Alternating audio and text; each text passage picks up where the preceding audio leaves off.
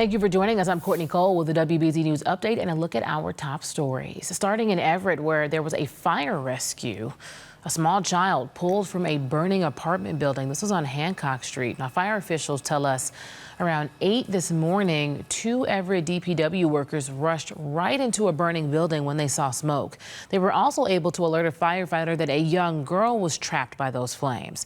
The girl was unconscious, but she became alert while being taken to an area hospital and is expected to be okay. State health officials say they detected the EEE virus in mosquito samples collected in the town of Carver. And the samples were collected on June 30th, and no human cases have been reported so far. But health officials say this is actually the first time this year that EEE has been detected in Massachusetts. So they've now increased the risk level for residents in Plymouth County, including Kingston, Middleborough, Plimpton, and Wareham, urging residents to cover up when they are outdoors. And if you're headed to the beach in Falmouth this week, expect to see a lot of police. The town is adding uniformed and plainclothes officers to the beach. Falmouth says it's making this move because there were just so many arrests last year. Police say all bags and coolers will be subject to searches, and there will be a zero tolerance policy for anyone drinking alcohol or using marijuana in public.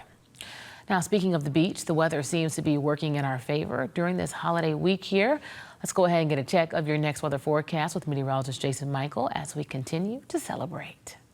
Jumping into our rain chances, friends, we're not going to be all but stable heading into the weekend. And in fact, by Friday into Saturday, as we march towards the weekend, things start to look a little bit more murky in the forecast. Cloud is going to be moving back in, also in heat, and also humidity chances are also going to be climbing as well. Now, notice our dew point temperatures climbing through Thursday into Friday, and likely moving into Saturday as well. The lakes and the mountains stable today.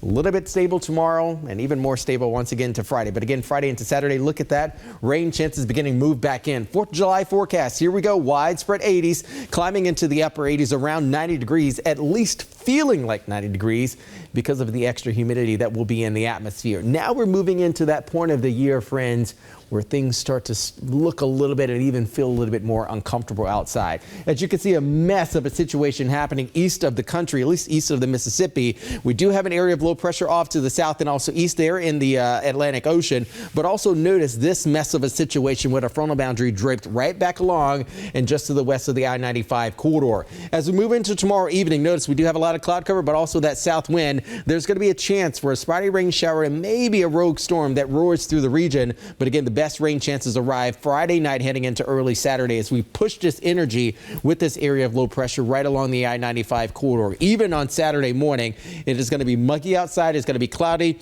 and there perhaps even will be some rumbles in the atmosphere as well. But just when we think the cold front is going to be sliding off the east coast, it roars back up to the north, coming in the form of a warm front for us, and that'll also add even more humidity and perhaps even more cloud cover once we get into Sunday.